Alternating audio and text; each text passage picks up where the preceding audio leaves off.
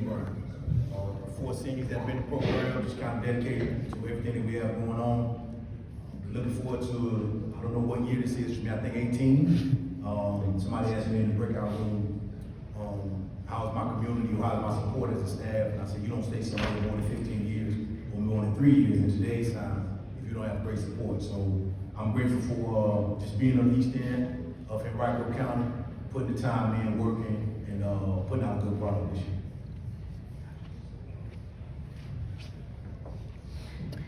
Fellas, question for all four of y'all. This has been one of the best programs in the state for a long time now under Coach Johnson.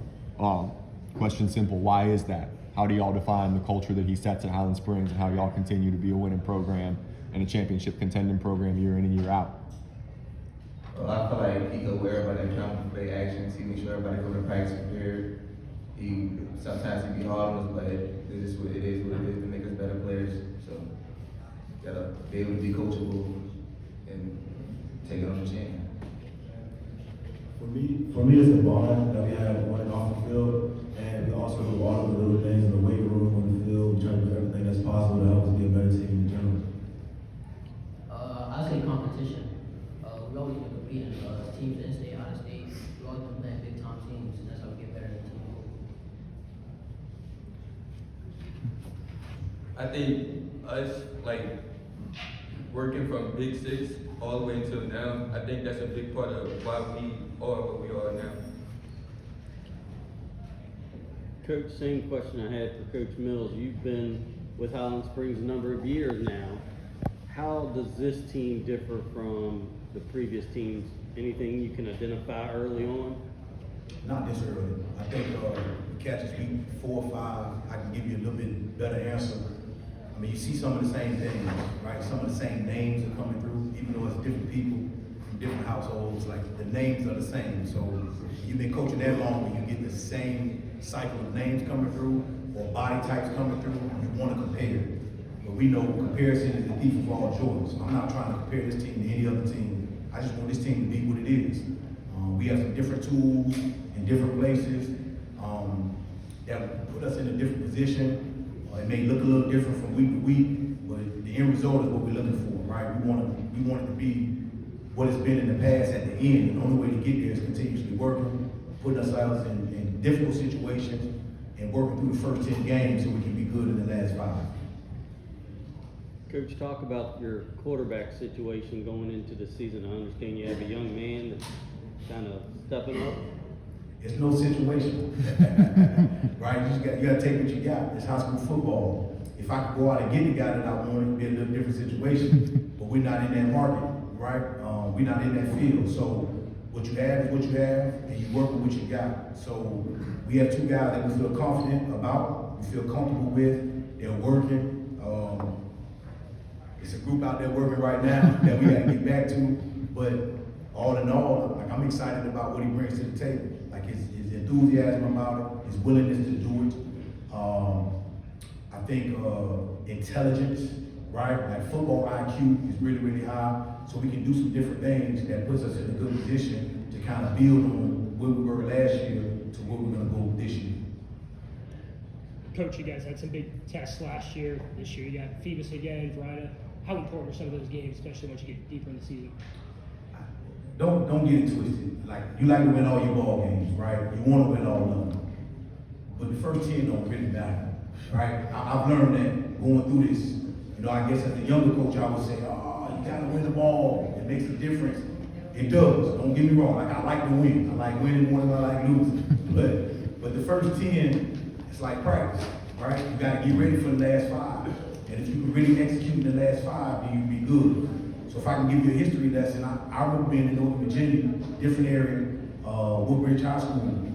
You know, they had a guy, D. Williams, a little running back. We were playing them. I think they finished the season 5-5 or 6-4, but they made a run in the playoffs. They made a strong run in the playoffs all the way to the state championship. Didn't win, but they made a run in the playoffs. And that taught me early in my career that the 10 are important. The 10 prepare you for the 5. You know what I mean? So you got to do as well as you can in the 10 to put yourself in a position to host one of the 5, right? And then you kind of got to go from there. So you got to play as much football as you can, compete as much as you can, and then put yourself in a position to win the last 5. Fellas, y'all get to consistently watch guys play on Sundays who've worn the jerseys that you're wearing. Great George, Kayvon Wallace, Mekhi Becton, that list goes on. What does that do for y'all developmentally, confidence-wise, when you're able to watch Springers alums play on Sundays? What does it mean to you individually? I mean, they feel good. We got the players that's in the NFL now. Some of the coaches still around, so they develop us the same way they develop them. So we got the same tools they have. We just got to execute and be better players than they was in high school. I say it's motivation. It just shows the standard that we have at Highland Springs, the level of competition, like I said before. But those guys give us motivation as younger guys to come back and teach us. Yeah, it definitely gives us hope seeing Mekhi Becton and Greg George, especially Greg George being like a smaller guy. It gives us hope like anybody can do it. Like so, them from being from Highland Springs is definitely a big standard, and it definitely motivates us to be better than. You know what I'm saying? Time for one more.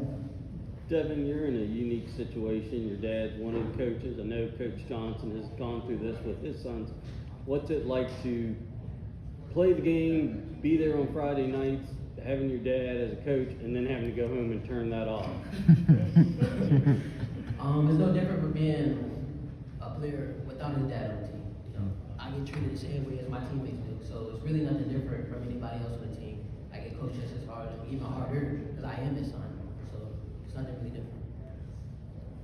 I'll talk to that just a little bit. The standard is a standard. It ain't no. One of my sons, I wrote a letter to him 2018, right before he became a Springer, and I just said, hey, we'll never sacrifice the integrity of the program for who you are and what your last name is, right? So the best example I can give to anybody, everybody in the room, we were playing Warrior State semis during the COVID year, and my oldest son, he was pouting about something. I couldn't remember what he was pouting about. I could tell you, but I'm not. But he was pouting about something, and we were going to kick a field goal. We was trying to transition this really fast, had to be a fast field goal, not much time left on the clock, trying to put the game out of reach, and he wasn't available because he was pouting. So when I actually found out who the person was that didn't allow us to go fast field goal, and he was the long snapper or short snapper at that time, I broke the headset over his head. You know what I mean? So I got in trouble for that by the wife and a couple people in the stands. You understand where I'm coming from? But the standard is the standard. Like if you're gonna play, like we need you to play at a high level, and the expectations are extremely high. So that's kind of what it is. He said I might get coach hard. Now he does get coach hard by me, by everybody else. But Jayden's a second generation. That was his brother played there. Devin his dad, Buddy his brother. And Katie, he's the only guy who doesn't have an older parent or older sibling that played in the school. So the standard is the standard. We're gonna try to keep it that way. This is Highland Springs, everybody. Thank you so much. Thank you, fellas.